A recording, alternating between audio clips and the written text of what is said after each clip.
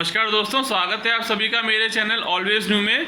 दोस्तों आज हम 6th क्लास का चैप्टर है द आर्टिकल, इंग्लिश लैंग्वेज का चैप्टर है। इसके बारे में अच्छे से समझेंगे। यहाँ पर हमको ए एन और द के बारे में समझना है कि किस प्रकार से उसका यूज़ होता है और कहाँ पर उसका यूज़ होता है। आइए मेरे साथ। दोस्तों आज हम समझेंगे आर्टिकल्स की किस तरीके से उसे यूज़ करा जाता है। आर्टिकल्स में क्या होता है वो हम इस वीडियो में आपको बताएंगे। जैसा कि आपने सीखा ही होगा पिछली क्लास में भी कि आर्टिकल्स के दो टाइप्स होते हैं। एक होता है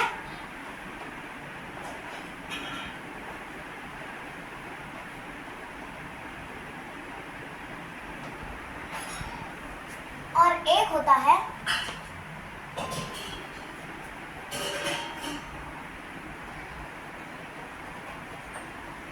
इनमें क्या क्या यूज होता है वो मैं आपको बताती हूँ।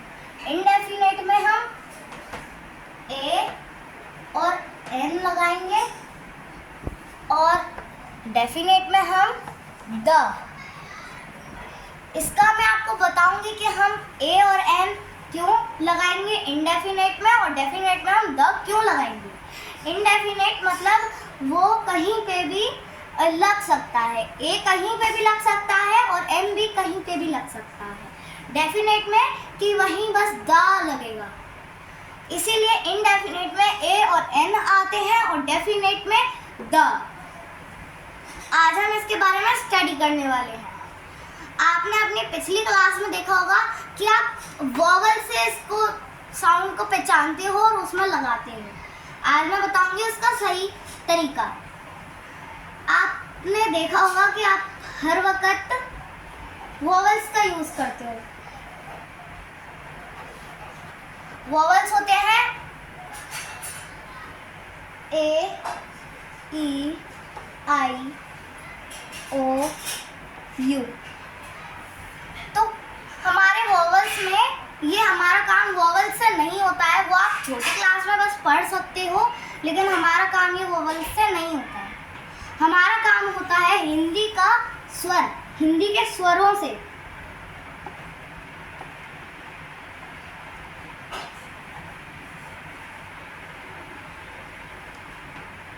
हम सब स्वरों से करते हैं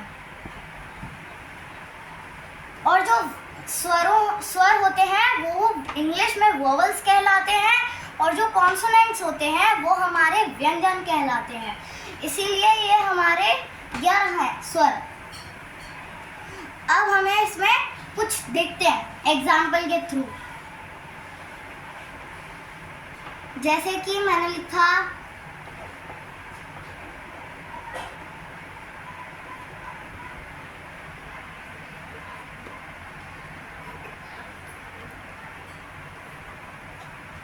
अब मैंने ये अ ही क्यों लगाया, मैं आपको बताती हूँ इसका reason. This is a book. ये जो बुक है ये एक बुक है, पर ये एक है ना, इसीलिए मैंने यहाँ अ लगाया। और यहाँ हम बात करें बुक तो यहाँ ब जो है स्वर में नहीं आता है, इसीलिए यहाँ अ लगा। अब हम एक और एग्जाम्पल देखते हैं। तो बोल दो। This is an this is a university।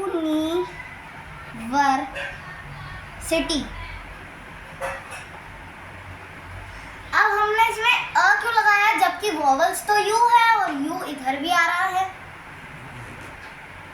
मैं अब इसका रीज़न बताती हूँ। यहाँ पे पढ़ो आप इसको हिंदी से, यूनिवर्सिटी। तो पहले शब्द में हमारा आ रहा है यू,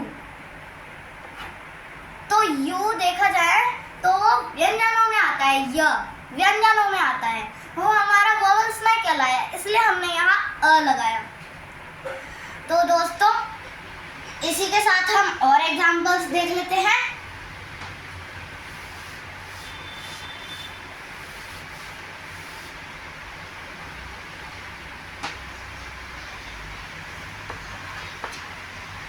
दोस्तों अब हम देखेंगे यहाँ पर कि हमने जो लिया है इंडेफिनेट और डेफिनेट, उनमें से डेफिनेट का क्या यूज होता है, किस तरीके से यूज होता है और कहाँ यूज होता है, बात करें तो ये होता है यूज जिसमें अगर आ जाए किसी रिवर का नेम,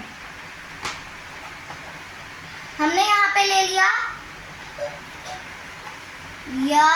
यमुना, यमुना,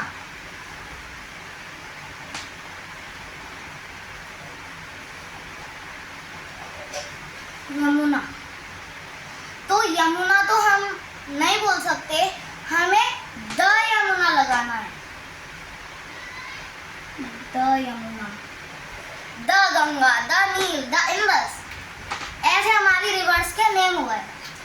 अब हम यहाँ पे किसी ओशियंस का नेम भी ले सकते हैं, जैसे कि द इंडियन ओशियन, और हम यहाँ पे किसी की बुक का नेम भी ले सकते हैं, जैसे कि the Ramayana, the Mahabharata, the holy book.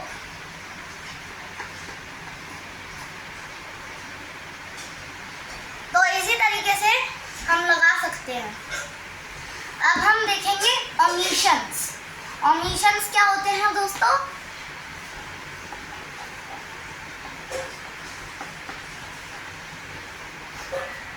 Omissions में आता है दोस्तों जिसमें हमें अगर कुछ भी लगाना हो तो वहाँ पर आएंगे ना तो ए, ना तो एन, ना तो द आएगा। इसमें ना एन, ना एन, ना अ और ना द आएगा। ओमिशंस में कुछ भी नहीं आता। अब मैं वो बता देती हूँ किस किस के बारे में नहीं आता। नेम से पहले कुछ भी नहीं आता। जैसे कि मैं बोलूँ द श्रेया, तो ऐसे तो हमारा गलत लगेगा ना। एक सेंटेंस लिख के देखते हैं, the Shreya is reading the book. ये हमें गलत सेंटेंस लग रहा है, पर अगर हम इसको आगे द नहीं लगाएंगे, हम सीधा बोलेंगे Shreya is reading the book, तो ये हमारा हो सकता है। इसीलिए उसको ओमिशंस कहते हैं। ना तो अ लगता है, ना तो एन और ना तो द, वो नेम से पहले नहीं लगता है। एक बार दोस्तों मैंने अपनी 4th क्लास में ऐसी गलती कर दी थी। एक पैरा आया था जिसमें मैंने पूरे में ए घुसाड़ दिया था, बल्कि उसमें द भी आना था। वो मेरी इसी गलती की वजह से मेरा पूरा पैरा गलत हो गया था। इसीलिए दोस्तों आप इसको स्टडी कर लीजिएगा बहुत अच्छे से। ये आपके लिए बहुत बहुत ज़्यादा इम्पोर्टेंट चैप्टर है, द आर्टिकल्स। तो इसी तरीके से हम आपको अपनी नेक्स्ट वीडियो में मिलेंगे। तब तक के लिए बाय बाय। और अगर आपने हमारी वीडियो को लाइक नहीं किया हो तो लाइक कर लीजिएगा। अगर आपको हमारी वीडियो पसंद आती है तो सब्सक्राइब कर दीजिएगा। और अगर आपको कुछ भी क्वेरी हो तो कमेंट बॉक्स में वो क्वेरी आप नोट कर दीजिएगा। बाय।